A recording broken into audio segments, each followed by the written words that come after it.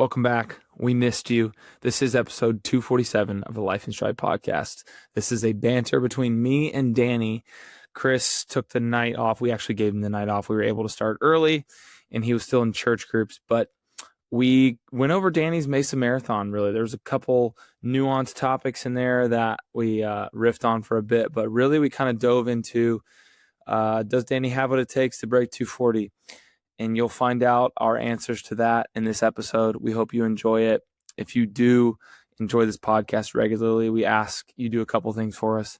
Follow the podcast, review the podcast, and share with a friend. We love you. We mean it. Peace. When we're running through Norton Commons or the Pewee Valley area in Louisville, Kentucky, it's pretty easy to spot Mason Construction Home. The attention to detail, the quality, the stunning design, you can't miss it. It stands out. We aren't just saying that either. Our own co-host Scotty trusted Mason Construction to build his forever home, and he and his family couldn't be happier.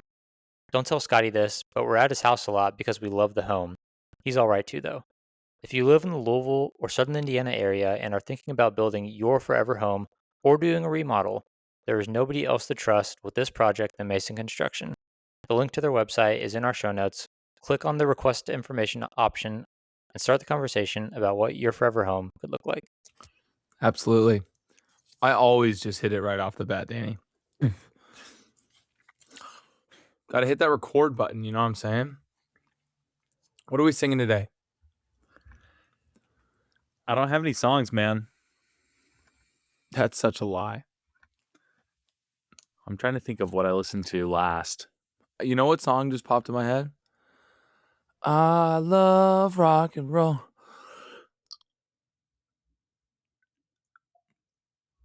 Danny? I've been listening to the Grateful Dead radio on Sirius XM. Dude, hadn't that always been your jam? Yeah. I didn't used to like them, but Grateful Dead, that's not heavy metal, is it? No, it's like 60s, 70s jam band music. It's like its own genre. I wouldn't even know. They like people probably classify it under classic rock, but they have everything. It's like a lot heavily influenced by jazz, and basically if you were to go to a Grateful Dead concert in the 70s, you're probably a hippie. You're probably on drugs, psychedelic. And you're probably like obsessed with the band. But dude, I want you and me to deep dive on the Grateful Dead because they did things to grow a following that I think are just like magic.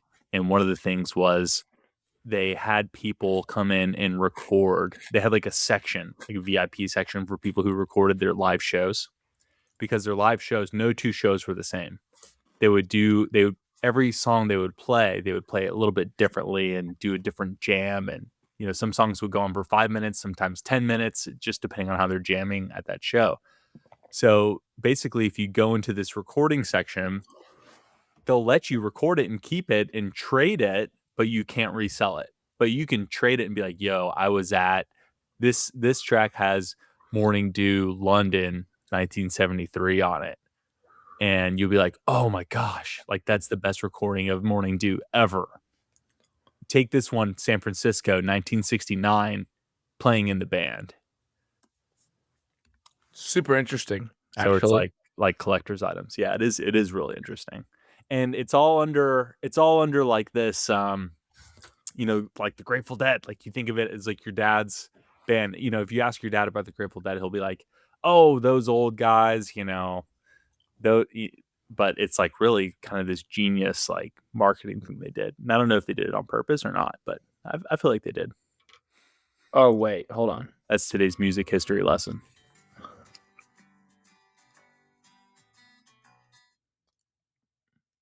Kind of sounds Ripple. vibey. That was Ripple. Yeah, that was good. It's their most popular song. Well, Ripple? Nice. Popular as of now. Well, you're going to find more Dead & Co. Like, obviously, well, maybe it's not obvious, but the main singers in the Grateful Dead have passed away. Like Bobby Weir was like the last one. He just passed away. And so John Mayer had been touring with them for years and learned all the songs, learned how to play like Jerry Garcia. And now they were touring as like Dead & Co. instead of the Grateful Dead. But anyways, I saw them in the Sphere a couple of years ago. It was good. Did you really? Wait, was that the one? I've seen them twice. Yeah, I've seen them in San Francisco, and I saw them in Vegas. That was when the girl opened the Altoid case yeah. and said this or that. Is it going to be this or that? Is it going to be this or that? Danny, I was cleaning up my house before the podcast, put the kids to bed. I asked my wife, switch the laundry for me, which was my laundry. She could have said no. And she said, okay. And I was like, you know what? That's great. Thank you for doing that. And she switches the laundry, and I pass the dryer, and I hear this thud, thud, thud. And I'm like, that's weird. I guess something's in there that I don't know. I just kept going. I'm cleaning the house. And then Alex, I'm like, I got to go podcast. This is your brand new dryer, right? Yeah. So I'm like, Alex, I got to go podcast. I'll be back in, 45 minutes, whatever. And she's like, okay. She's like, what's that noise in the dryer? I was like, I don't know. You switched it. She was like, that doesn't sound right. So I open the dryer and I start taking my clothes out. And I'm like, I instantly knew what it was. I washed my half tights from my run this morning, and they had my freaking car key that went in the back pocket. Oh, dang. And I was like, this just soaked in water, like submersed. Is it broken? It worked. It unlocked and locked my car. I didn't try and start my car, but it's currently sitting in a bowl of rice overnight just to, give it I was a going little to say. old school. Remember old school phones? You dropped them in a pool, and if you put them in rice, I brought a couple phones back from that. Oh, yeah, dude. I brought some phones back from the freaking dead in my day with some white rice. While listening to Dead & Co? I didn't listen to them then, but I'm kind of a latecomer to the Dead & Co, to the Grateful Dead tribe. So, by the way, on that note again, and I want to get back to your dryer story. It's over. It's kind of like a badge of honor, talking about how long you've been a fan of the Grateful Dead. Like, oh, I saw this show, back in 1985, and it's like, dude, I wasn't alive then.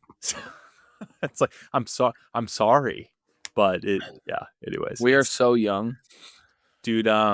So I thought you were gonna tell me about your dryer that you found one of your kids in there, stuck. No, unfortunately. That would have been pretty epic, Dude. That would have been the absolute coolest thing if my kids ended up in the dryer and lived, of course. Yeah. I wonder, chat in the comments, tell us how long do you think you can put your kid in the dryer on high heat? Just kidding. This is all humor. All right, I have a number of things to talk about, man. This is the Mesa Marathon banter. It's race week. Yeah. There was an article in the Wall Street Journal that came out about Runna. I guess I'll just start here. Oh, okay. Let me pull up the headline here. I just had it. Okay. All right, here it is. Runna pushed some runners to injury. Now it's cooling down its training. Click. My friend sent me this article, and it got one of my training partners, dear friend of mine, Harold, in St. Louis, and he's always sending me stuff on the Wall Street Journal. By the way, you can gift an article on the Wall Street Journal. If you have a subscription, you want me or Chris to read something, you can send a link as a gift, and I get the article for free without having to subscribe. So that's how I'm able to, because I don't subscribe, but when he sends me something, I do read it. So according to the Wall Street Journal, Runna, which is the AI coaching app that Strava acquired a year or two ago, has been hurting people. And look, I know a few people. Coach Stotterman is one of them, who has done a marathon training block on Runna. And dude, if you remember, Stotterman's workouts were gnarly. We were we're no expert, kind of, sort of. We're you're training for a 2:45 and you're doing you're doing 2:20 marathon workouts, bro. Yeah. He did a 24 miler. I remember his long run workout. Gosh, I find it because I don't delete much on my phone. One insane long run workout. I remember that, and I was like, he was like, "Will you do it with me?" And I was like, "Hell no, bro. That's like way above my league. I'm gonna get hurt doing that. Yeah. He did modify it too. I remember. Yeah. And well, he got really fit doing it. And I think that's the thing is like, that's not the lesson to take away from this, by the way. And I'm gonna get to it, is like Soderman got really fit from doing this, but he also didn't get hurt. It's like, we're gonna get really fit or really hurt. Well, he got really fit. So anyways, basically it's the article like summary says that the high volume schedules and high intensity contributed to a lot of injuries. And there have been people like reaching out to Runna and complaining about it. And I don't know, I forgot the details of the article if like people like, took action against Runna, but now they're introducing like options for less intense training and, more intense training. So basically, and this has been my theory for years, that like Runna's great as a tool. Like if you want to use Runna, like go for it. I think that the thing about run coaching is that people want to be coached. I think that people want the human connection. Yep. I think that people want to bounce training ideas or know if it's a good idea if they can hop into the 5K this weekend. I think people want encouragement, on their Strava, accountability, Yep. and community. So it was just interesting to me because, like, of course, as a running coach, I pull up the app and I'm like, see, I told you so. Runna is bad, and it like, look, they're going to dial that stuff in. Like, it's going to get to a point where it's fantastic coaching. And I'm curious to see what it's going to be when it's finally like that. But like, I think that there are things that, human connection especially is like something that, people are just going to want. So I don't think the coaching profession is going anywhere. Maybe, No. in the current state of like how AI is and technology right now, maybe one day there is like an AI that is your best friend and knows everything about you and knows how to talk to you and stuff. But like in the current state, I don't see it, man. There's too many people that you say that to. Like if you ever ask somebody, would you get a robot in your house? Everyone I've asked that to says no. Really? I just had this conversation. All my friends said yes. Interesting. You wouldn't have like a humanoid robot doing your dishes? No. Okay. How come? I would have them in my business at my shop. Oh yeah. Easy. But I do not want somebody, I don't want the surveillance. I don't want the like constant like technology and all that. I don't know. I don't think technology's all good, to be honest. I would say that like the surveillance thing, basically the most sensitive data that we were ever going to give up was our location data. And we gave that away like the moment we turned 16 and got a, Motorola Razr. Yeah. Right. So, I mean, from like, that's the thing for me where I'm like, yeah, people are like a little more cognizant they're a little more aware of the data that we're giving away. However, people still do it for convenience, Yeah. So, and I don't know if that's right or wrong. I'm kind of the guy that like with stuff like that, I got to see other people be my guinea pigs before I jump on stuff. I'm not the first guy. Like I'm not the first guy to buy a Tesla, right? Or self-driving. Yeah. Yeah. I'm not the first guy, but I want a self-driving truck now. Like, that would be sick. Yeah. I mean, think about that for your business or just like for taking your kids to school, like assuming you can fully trust it. Right. Best case. Dude, and that's the thing. It's 2026. AI is better than ever, and you cannot trust a Tesla. Not any freaking where close to trust a Tesla, bro. I almost got T-boned by a Tesla that didn't see a freaking stop sign, and the dude was self-driving. I've told the story on the podcast, I think. Do you remember that? No, I don't remember. Dude, Floydsburg and Maple, right in Pee Wee Valley. I'm on Maple, and I was turning left, and I had like way the advantage. Like he was like way over there. I had my kids in the van, and we don't make our kids buckle to my parents because it's a half a mile down the road on a 25-mile-per-hour road. I'd take the golf cart down there all the time. And this Tesla blows through the stop sign because the stop sign has a tree over it. It was in the summer when there's leaves on it. Oh, I see. Yeah. And it doesn't know it doesn't see the stop sign. And it Right. went through it going 30 miles an hour. And luckily I had I was just able to like go from gas to brake and like stop. And it went like right in front of my front bumper. Yeah. Yeah. And then I saw it do it again. And then I asked my dad's neighbor who has a Tesla. I was like, what's up with that Tesla? He was like, that my Tesla has ran that stop sign a couple times, like flying past it. And he's like, there's a couple stop signs in Louisville that mine does it too. Mm-hmm. Because it doesn't see it. I'm like, that's all it takes, man, too. Like, that's the thing. It can be right. Like a kid riding a bike through that stop sign. Like, it can be right 99% of the time. But that 1%, if it's wrong, that's you're going to kill a mom in a stroller with 2 kids. Like damn, worst case scenario. So anyways, I just thought that was interesting about that Runna article that we spiraled. Yeah, this got out of control. We're getting dark. Last thing about that. Highway usage, I'll do it 100%. Yeah, for sure. Simple stuff, but when it's like in a neighborhood, kids, people, I'll probably just put my hand on the wheel. Yeah, highway usage, there's like less decisions you have to make, right? Even though it's counterintuitive because you're going at higher speeds, but yeah, there's like less things that need to be done there. For sure. Yeah. Yeah, anyways, I thought you'd be curious about that Runna article, man, that they're, of course, like as all things, it's like, oh, this like hot new, this running app. And then of course it's like the arc of like, oh, they're hurting people now. And, it'll come back where it's like Runna is the greatest thing ever once they, tweak things again. But yeah, I mean, at the end of the day, you're telling like we hurt people in quotes, like we don't, but no, I mean, it's totally true. Like we're giving people workouts that we think are the best thing to do. And at the end of the day, sometimes we make mistakes, but I'm like, my goal as a coach is, I tell people when I coach them, my first goal is to get you to the start line healthy. So if I'm giving you 10 by 800 and if I'm like, man, I really would love to see them push the envelope, I always like scale it back a smidge until like the last month of training. If I can get them to that last month of training, then I like really press the gas.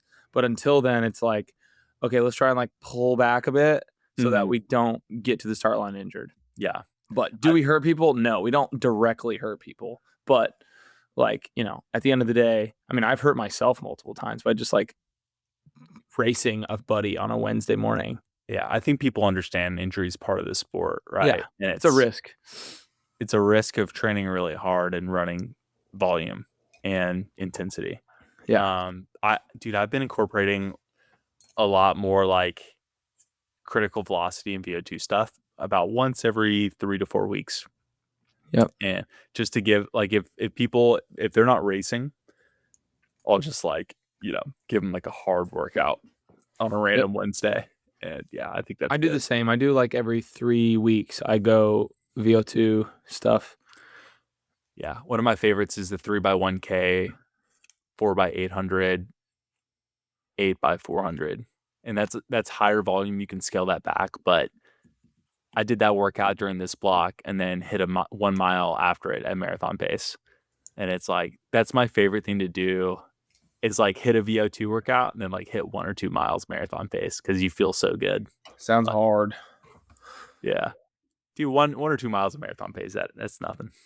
Well, after you've been ripping like hard stuff, it's not, especially 400s. You run marathon pace. You're like, oh, this is easy. Yeah, exactly. It's like the lumberjack, same concept. Same concept. And I just did that workout. I think we talked about it though. It was we did. It was a banger. So I'm, oh man, let's see. It's Tuesday, February 10th, and the race is Saturday, February 14th. So 4 days out from the Mesa Marathon. I'm flying in Thursday night. We have, I want to say 5 Life and Stride guys going. Me, Cole, Todd, Alvaro, Alex. Is there anyone else? Is that 5? Todd Banning. Yeah, I said Todd. Oh, you did? Yeah. So we're going, and then there's a bunch of St. Louis people going actually. And of that group I just named, I think 3 of them are around that like 250 range. And then there's 2 more guys going for like 245 to 250 from St. Louis. So threw them all in a group text together. Yep. I think they're going to pack up, dude. So I'm pretty pumped for that. Yeah, how are we feeling 4 days out? This is usually a dicey part of the. Are you doing all the things? Are you doing like less of a carb load? Are you doing no carb load? Are you just vibing? What's up? Just going off feel, man. I'm not super dialed or anything. I'm just kind of eating the same things I've been eating all block. I was talking about this on my run this morning, actually. I'm not a big believer in the carb load because I feel like if you're tapering, you're burning less fuel from your body that you do normally. So if you eat the same amount, your glycogen stores are just going to naturally replenish and you don't have to like overdo it. I think people think that taper week, they're training less. And so think they have to do the most on the other parts, the other little things. And I think it's kind of the reverse. You want to just stay in the lane, like keep it cruise control, Tesla style, without running any stop signs, and just get you like people go crazy during the taper. I think the taper is like the hardest part, sneakily the hardest part of the marathon build, because people exactly what I said, they feel like they need to be doing more when really they just need to be in control and kind of doing less. So Danny, this goes right along with the theme of this podcast so far. But I think taper week, the last week, it really just needs. It's like driving a car, the speed limit. It is Yes. like you normally go. You're normally 5 to 10 miles per hour over the speed limit on the highway. Yes. You don't want to be under the speed limit because then people are passing you, and then you feel bad and you get a bad feeling in your stomach. You don't want to go too fast because then you might get pulled over, right? You might have injuries if you go too fast, and you don't want to eat too much, right? You don't want to overdo it, but you just want to like relax. Like it's hard to go the speed limit sometimes, set your cruise control on. If it's 65 on the highway, it's hard to go 65, but you're going to get there. You're going to get to race day and you're not going to have any tickets. And, your tank's going to be full because you filled up and you're going to be good. How's that analogy? That's like the perfect analogy. It's like you must go the speed limit on an interstate that nobody's on. Oh, that'd be brutal, man. Like, I already want to go so fast on that highway. Yeah, dude. You just have to keep it under control. Just keep it under control. Don't speed. Yeah. And that's hard for people. So yeah, I feel good, man. Like I have my last little mini workout tomorrow, 3x1 mile at marathon pace. It's like mile repeats at goal pace, which is, it's going to feel hard. I'm already like mentally preparing myself for this workout to feel like it's the hardest workout of the block. It won't be. Yeah, it won't be. That one is not that hard. With breaks in it, what is it, like 60 seconds standing rest? Yeah, it's like something like that. It'll be cake, man. Let's do it on a flat route. Yeah, for sure. We're doing Forest Park Visitor Center, 6 a.m. Wednesday workout. If you're in St. Louis, by the way, open invite. Forest Park Visitor Center, 6 a.m. every Wednesday. We're there. Are there bathrooms at Forest Park Visitor Center at 6 a.m.? Dude, the best. Yeah, it opens up at 6 a.m.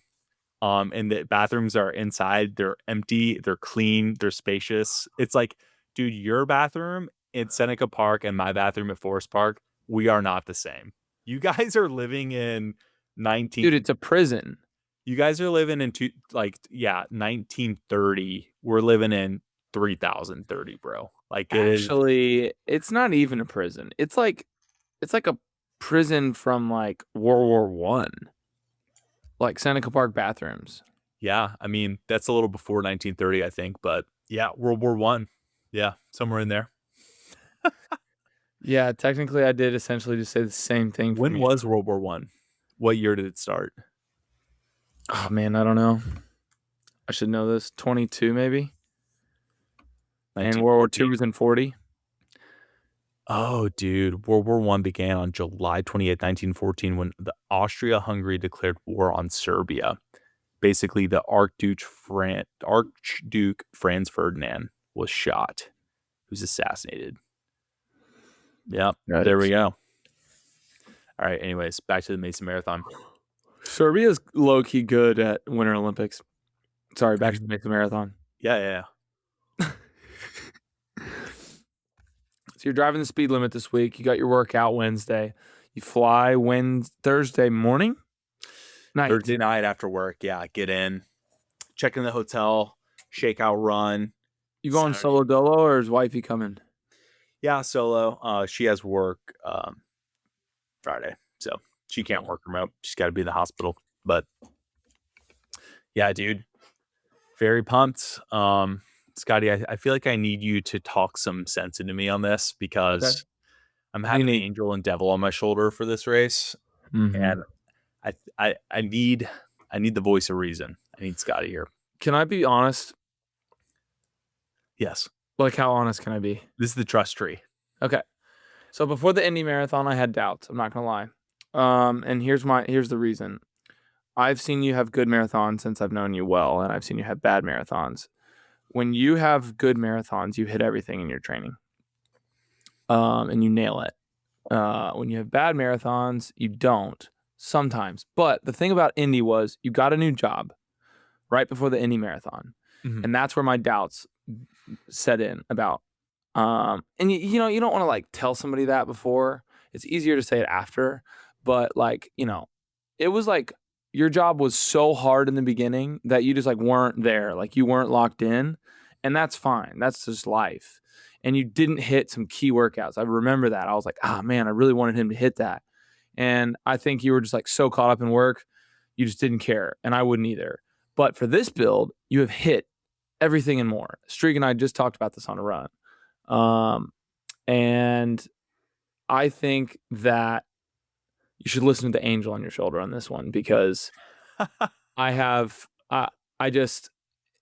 mean, you never know what's going to happen on race day, but I think with what the past couple months has shown, like you've done some real nasty stuff. Like you've been able to do that workout in 0 degrees. Dude, that's harder than 60 degrees in my opinion. I would have rather done that workout all day in 60 degrees versus 0 degrees with a wind chill of, I think it was actually -2 or something. Yeah, it was -6 real feel with like 20-mile-an-hour winds, and I hit half of it solo.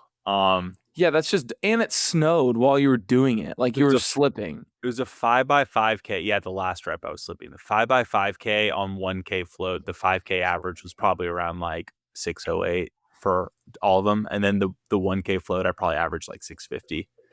So it was like very strong.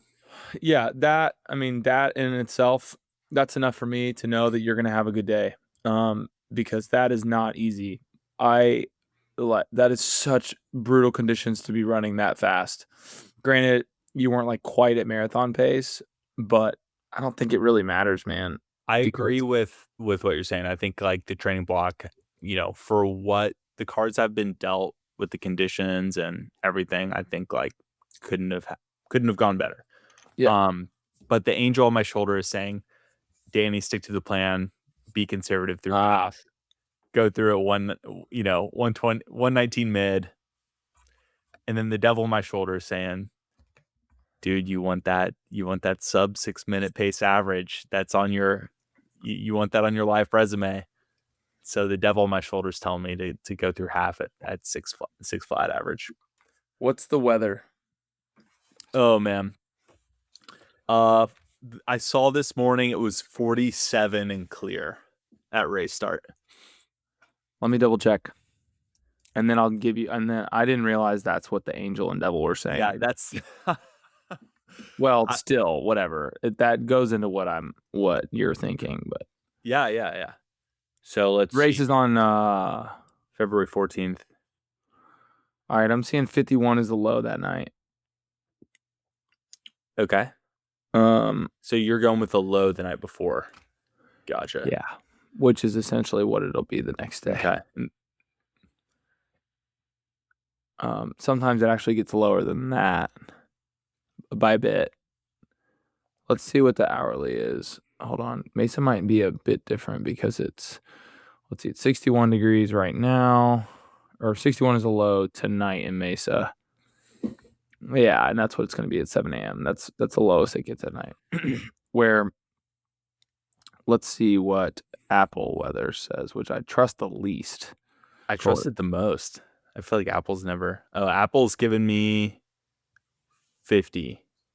Okay. 50 at the start. Yeah. And it's dark like the first, 20, 30 minutes, I think. What time's it start? 6:30 a.m. Dang. Okay. 6:30,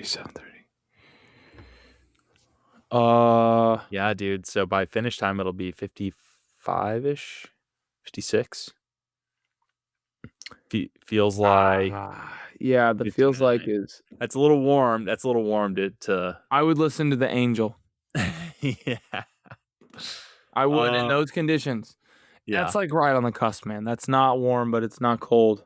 But also, the first half is pretty downhill. I did the math really quick, or I did the VDOT calculator.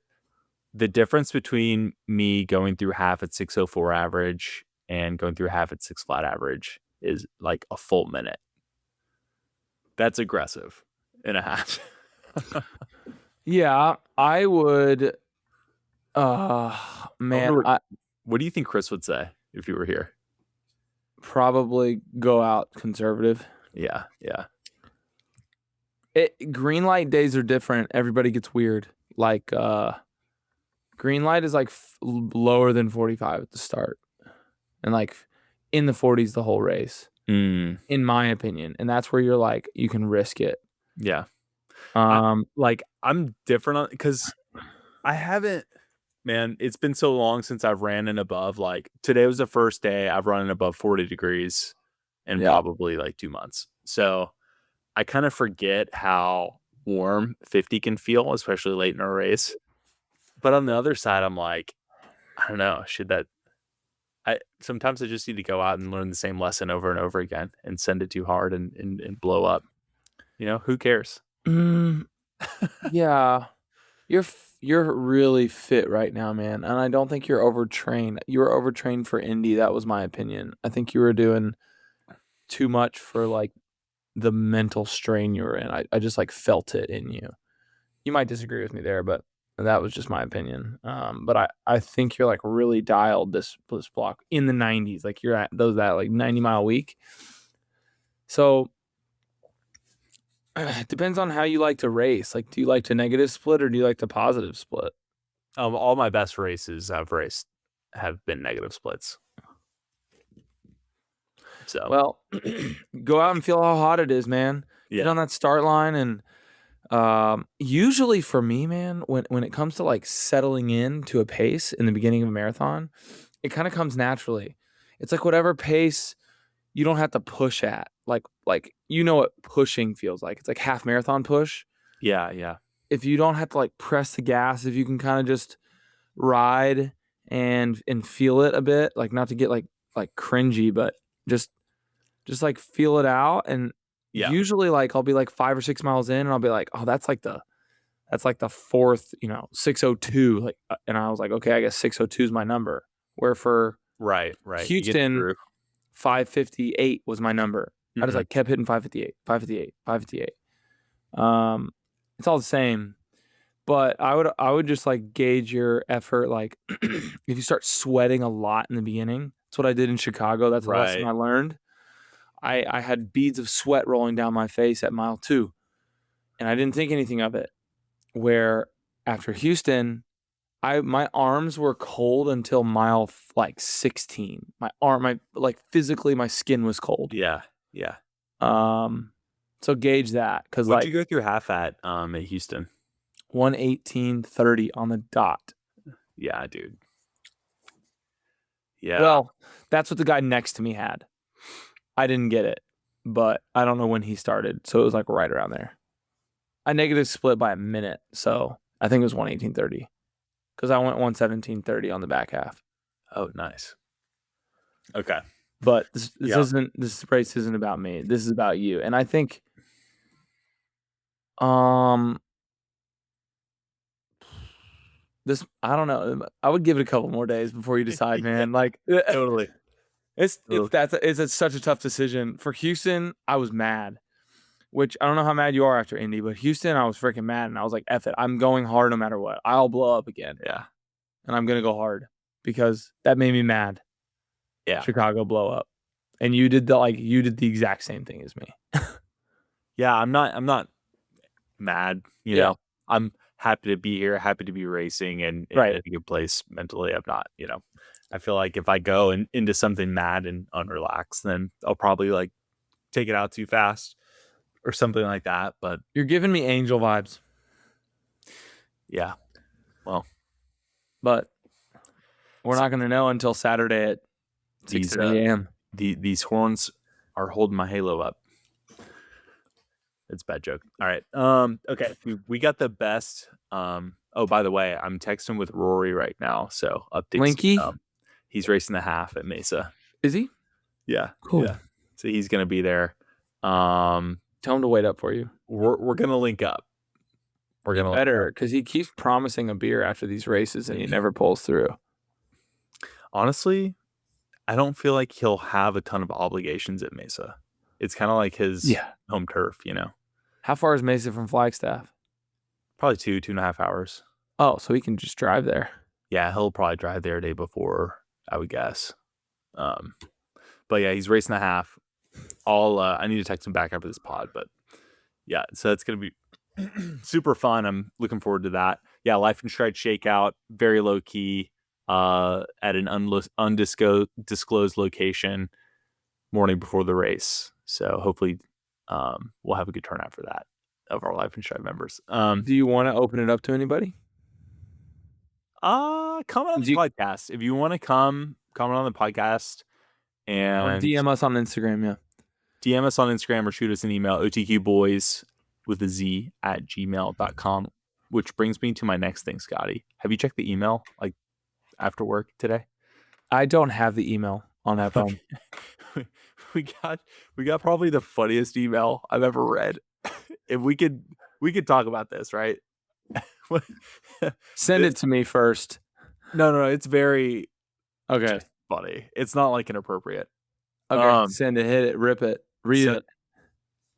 So this guy's email is Mr. Wacky Wayne, and it's Wayne, no subject, just coming in hot. Heck yeah, dude, no subject. That's such a just raw dog in the email, bro. Yeah.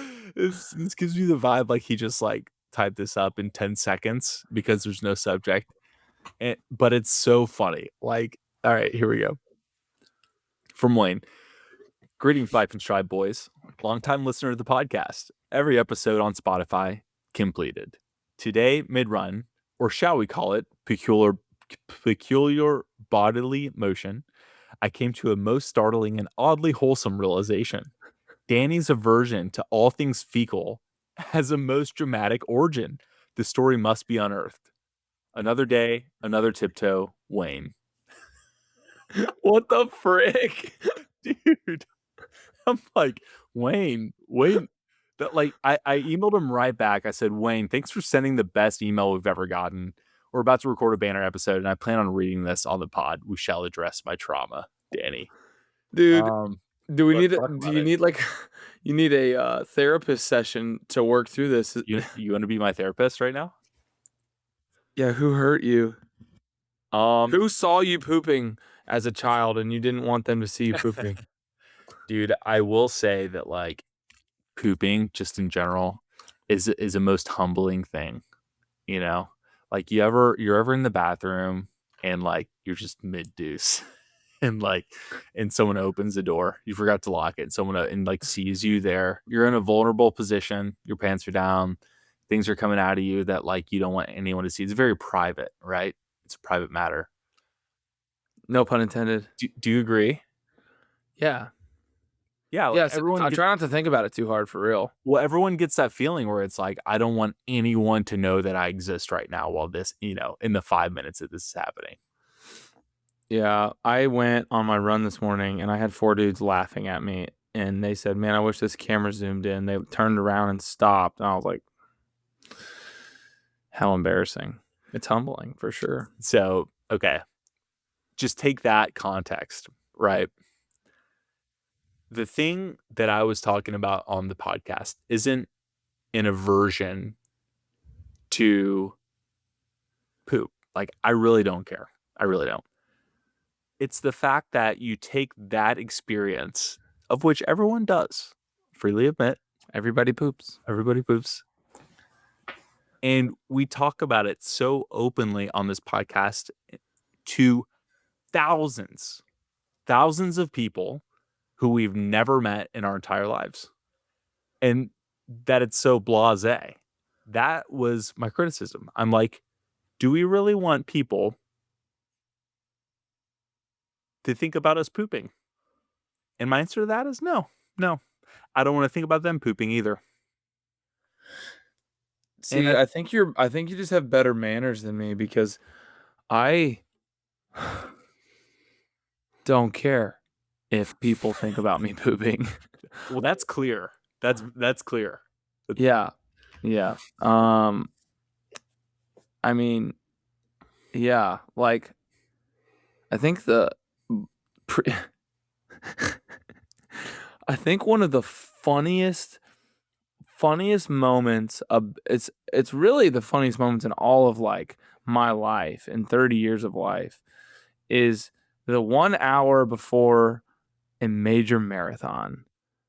Like tell me an event coordinator's worst nightmare that's worse than a marathon 1 hour before. Like you don't have enough porta potties in all of Louisville to make it, you have 50,000 people running the New York Marathon. There are not that many porta potties on Earth. Not that many have ever been manufactured to satisfy the demand in the hour. It's in the hour before a marathon major.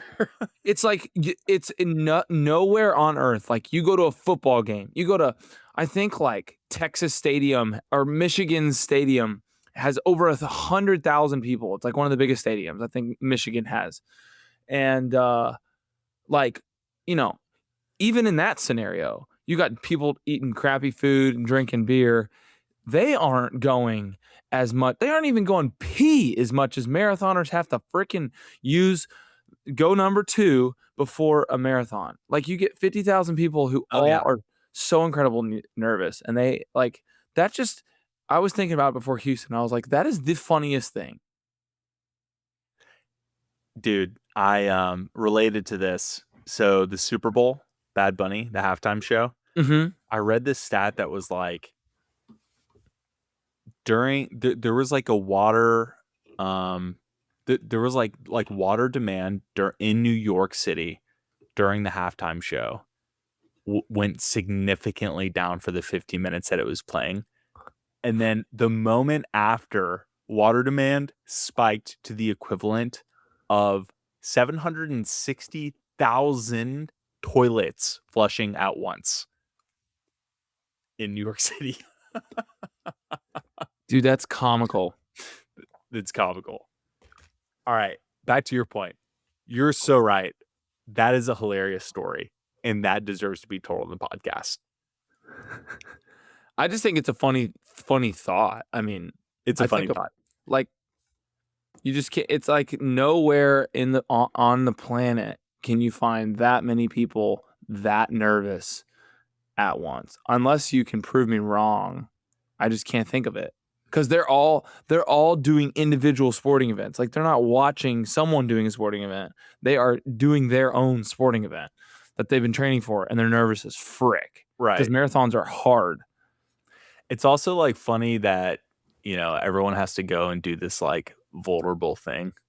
And then they're like elbowing each other to get in front at the start line because they think they're going to win the race. You know what I mean? This like, it's such like the duality of man, or it's like, this person's just going to take a dump in a porta potty that's disgusting and, like do this gross thing. And then they're like, I'm Mr. Serious at, the next moment. Like sunglasses on, the $300 race shoes and the $100 shorts. The next time you see like a kitted up influencer, just think about like the poop they had that morning. Just be like, yeah, Danny, you've come a long way. You've come a long way with the poop conversation. Dude, it was never about if I don't like it or if I like it. It's just, I don't know. It's exactly what I said. I'll leave it at that. I don't think I need to say any more about it. Respect. So respect. I think this is a handshake moment. Handshake moment. We're shaking hands. It podcast. is funny though, and I talked to Streak about this when he was getting flamed for not showering between doubles. It was like a thing for him the whole next week, like until the next podcast and the next like topic came out. People were like, "Oh my gosh, Streak, oh, you don't shower." And the same thing happened to me after the poop thing. It was like every moment that it could have been brought up, everyone who I know who knows me and has heard of the Life and Strive podcast said something to me about poop that week. And it was just like it wasn't even about the poop anymore. It was just about like, dude, just leave me alone. Like, I don't, and people still do it. People like Sam in the chat yesterday was like, "Oh, I was on the toilet. Sorry, Danny." I'm like, it's fine. Like, but it is like, a thing, Scotty. And I feel like this has probably happened to you too, where if you say something that like, is gets associated as being your thing, people are just going to come to you and be like, "Oh, Scotty, like, Whatever. I take Totally. a gel for every single run." You know what I mean? People still say that to me. Yeah, I take a gel for every run. Every time I take a gel out, it's like it could be a 20-mile run. They're like, And I take a gel for every run. And this is actually a great example because how many people say that to you? Not near as many as all listen to the podcast. So Right. when you right? So imagine if every single person who listened to the podcast said something to you, and how what we're saying to them. I guess, I'm not acting like we're Joe Rogan here, but it's a lot if you think about it. So, dude, yeah, it's interesting. My favorite thing, so I've posted 2 long forms now, and I just have some time to do it in February. I'm not expecting to be able to post one a week. I would love to, but my life is crazy in the spring. And the best part about YouTube is the comments. The comments on YouTube is like the Wild West. It's literally like these people think that their name is not attached to it. And half the time it's not. Half the time it's like at Big Dookie Porta Potty Boy 2121. It's like, that's my burner account. Right, exactly.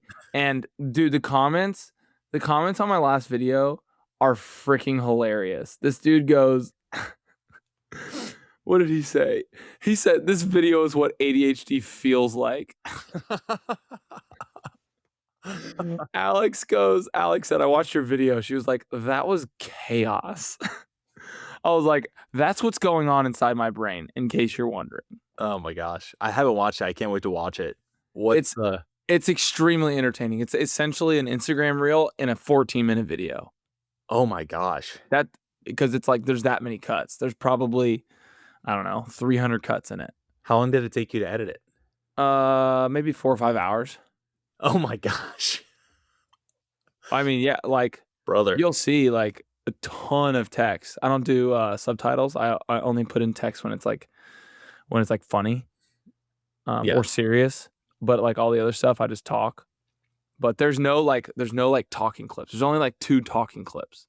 And then the talking clips I did, I cut them down. So there's no like or like pauses. It's like only information. Yeah, you can there's a feature on CapCut that lets you do that automatically. You use that. Yeah, it doesn't take out like I was taking out a lot of other stuff, but hopefully you find it entertaining. Come like spring when I'm like into intense training, I'll probably do like a lot more simple, just like, hey, I ran, this many miles. Yeah. This is what I'm doing. Yeah. That's the way, I think. Just like take people along for your training and talk about it.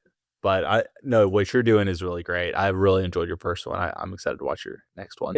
It'll make you laugh. Like my goal is for there to be, I already have it for my next one. Like my goal is to make people laugh at least once an episode. Like have something stupid. Essentially make myself look stupid for other people's enjoyment. That's my goal. All right. That's my goal. But also to have serious things in there as well. Yeah. No, it's okay to be silly for sure. So are you okay? What is your prediction for Mesa? I feel weird asking you this question because I'm like, what do you think I'm going to run? Like give me a compliment. I feel like that's what I'm asking you. But honestly, let me just, I guess, talk about my goals for Mesa. sub 240 is like really what I'm setting out to do. Right. Yeah. And I just, have the ego of a man that thinks I can run faster for whatever reason. And As you should. every time I go out and run a marathon, I forget what the last one was like and all the ones before that. And I'm just like, I need to go learn this lesson again and go hurt myself. So, yeah, I feel like on my best day, I could probably run 236. I feel like on my worst day, I could blow up and run 248 again. I think that I'll break 240 if I run a smart race, go through half at 119 mid. I don't see any reason I can't run 238 high, which I would be very proud of. So, I think that's my number for you is 238 high. yeah, Truly, that's what I was thinking. I was thinking like 239 like low, like what I did in Bayshore, or 238 high. But dude, I like doing this as an exercise. mm-hmm. Predictions for people and myself before races. It's fun. We have a podcast, like we have to talk about it. Yeah, But truthfully, I kind of don't like doing that because yeah, it either like sets you up for failure, or like I feel like you never like really are like, oh, I hit that. But it is, you have to just continue to show up, right? I've had 2 to 3 races where I'm like, man, that was an incredible day. Like nothing was bad about that day. And then I've had like 6 that were like so damn hard that like I still remember how painful it was. But you just continue to sign up and continue to show up. And then you'll continue to have your great races and you'll continue to have your bad races. So just, like, is Mesa going to be a great day? I think so. Yeah, I think it's going to be a great day. And if it's not, you got another race on the schedule. Boston. And that one will probably be a good race. And if it's not, then it'll be the next one. But I guarantee you. What? I said, then I'll quit. No, you won't. I'm kidding. That's kind of the nature of the beast. And it's annoying. It's annoying, but it's like, it's why we do it. It's something to chase. It's something that, is fun anticipation. You don't know what's going to happen. Yeah. But you train your freaking butt off while working a 9 to 5, while working a 7 to 9. That's the podcast, essentially. Yeah, and work, probably 8 to 10 hours on the weekends on coaching plans and all the other stuff. Podcasts, YouTube. Yeah, exactly. Yeah, I mean it's a part-time job at at best. That's why we do it though. It's like Sydney, yesterday was asking like, well, what do you guys do? Like, how do you not have all this time? It's like, well, we do a lot, we're just not running 140 miles a week and like centering our lives around that because it's not, to be honest, the main priority. Our families are and stuff, but it is a priority. It is a priority. It's a huge priority actually. Yeah. But it's not up here for me. It's not my top. I got to make money for my family. So do you, Yeah. Yeah. More money, more problems, biggie smalls. Dude, all right. I want to talk about like 3 or 4 things that I was thinking about. I did this training block that I think helped. And I want to carry forward next training block. Number 1, Canova style training. So Renato Canova, Chris talks about him a lot. Alex Yee, Emil Karras, a lot of high-level European athletes do Canova style training. Basically, it's a lot of race pace in your training. So if you're training for a half marathon, you do a lot of half marathon race pace. If you're doing a marathon, you do a lot of marathon race pace. One, the key workout Scotty and I were talking about was a Canova style workout, the 5x5K on 1K float. I've also done I want to say 2x4 mile on 800 float. So it doesn't all have to be Ks, but of course, being a European, a lot of the stuff's in Ks.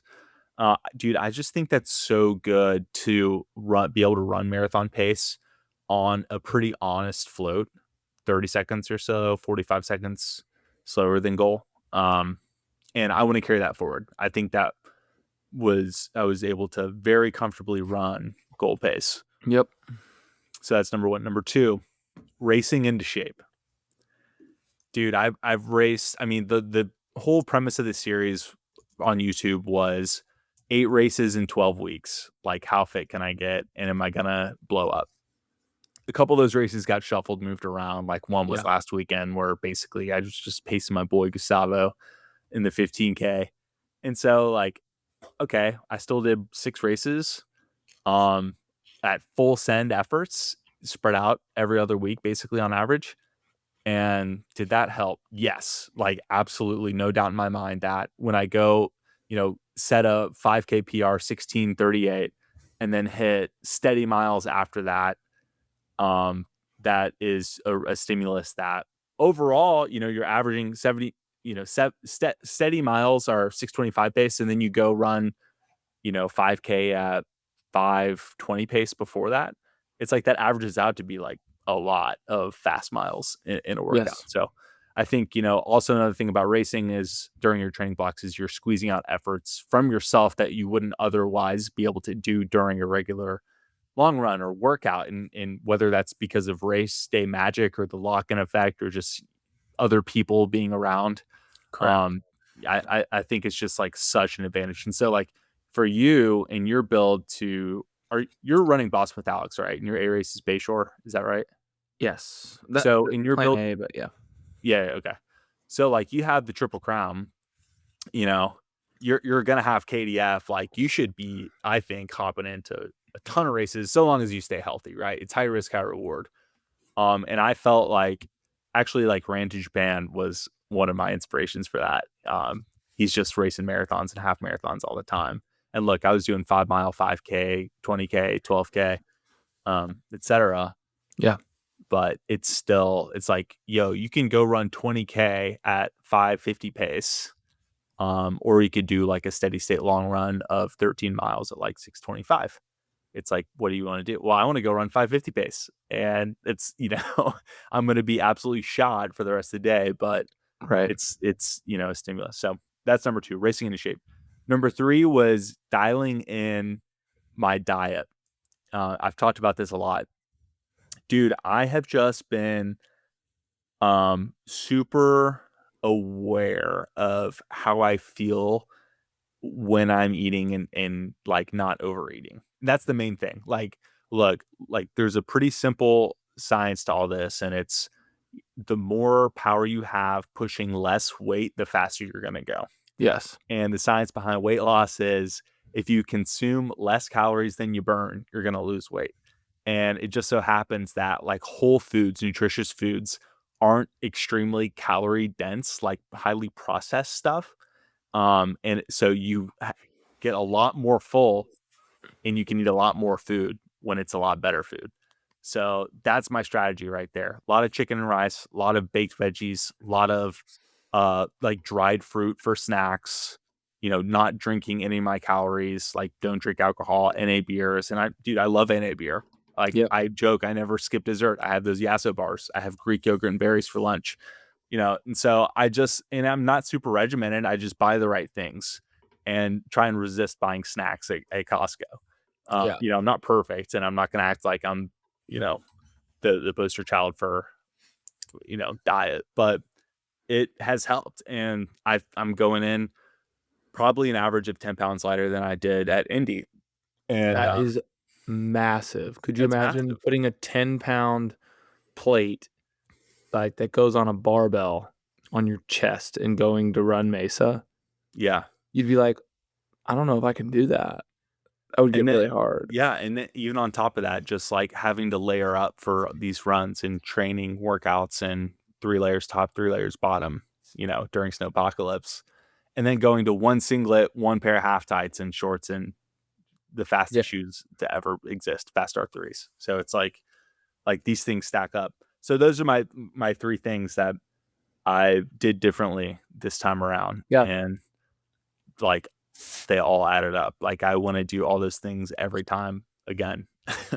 So I like it. I can learn from this for sure. I struggle with overeating a lot, and I was able to dial it in unintentionally before Houston. I got lucky. I was like 5 pounds lighter than I normally am because of work stress. Work stress allows me, I have really busy days and I can not eat during the day, and I lose weight just because of calorie deficit, and it's simply because I like don't have time to eat. Not the healthy approach. I do not recommend that, but I can learn from this for sure. This is good. Very good. Yeah, by the way, I think it's okay to skip a meal every now and then. I think people think it's like the end of the world if you're super hungry, but it's probably actually like pretty good for you to kind of recalibrate what being hungry actually feels. And man, nothing better than a home cooked meal from your wife when you are like so hungry from a 13-mile run on top of a 10-hour workday outside. Yeah. Like Boy. I used to just eat when it was like time to eat, you know, hungry or not. And like now I'm more trying to be aware of like, am I actually hungry? You know, like do I feel like Do I I need need food? fuel? Yeah. Yeah. That was a big like mental shift. And that one's the hardest one, I think, of any of those. I mean, that's the one that like, you know, you're already doing all this extra suffering and now you're gonna go home and suffer more. And like Yeah. so yeah. It's good. It's good, Danny. I think Mesa's going to be big. Yeah, it's gonna be fun. I'm excited. Thanks for letting me share a little bit about my my training, and dude, it's always fun recording with you, man. Always. We did not have Striegel on this episode. If you're still listening for an hour, he is, well, we were able to start early and now I can go to bed early because I am exhausted. But yeah, it's just me and Dan on this one. This is episode 247 of Life in Stride podcast. The Mesa Marathon preview episode. Danny Perkins breaks 240. I would bet money on it. I don't sports bet, but I would put money on this. Someone create the bet on Kalshi or something. How do you say that? Or what is that? Is that just like a Kalshi is like Polymarket, I guess. KALSHI. Not a sponsor of the pod.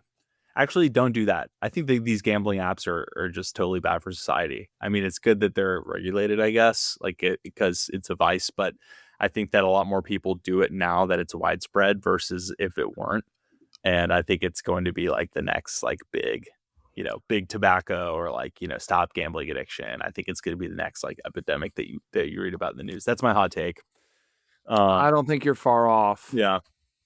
Because I see my friends sports bet, a couple of them, and I see them throw around money that they shouldn't be throwing around. Like it's nothing because they're so used to it. It's just like anything. It's like, oh, you know, 1 Zyn doesn't make me feel it anymore, so I got to put 4 in, right? It's like, you know, $50 doesn't make me feel it, so I got to do $250 so that when I win, I get $4,000, you know? So that's definitely a hot take, and we're not going to go down that rabbit hole. This is episode 247. Hope you enjoyed that last 30 seconds of politics. That's about all you're going to get from us. No, we will not talk about the halftime show. Alternative halftime show. Did you hear about that? Yeah, that's exactly what I'm talking about. No, we will not talk about that. This is episode 247 of the Life Stride podcast. We love you. We mean it. Peace. Peace.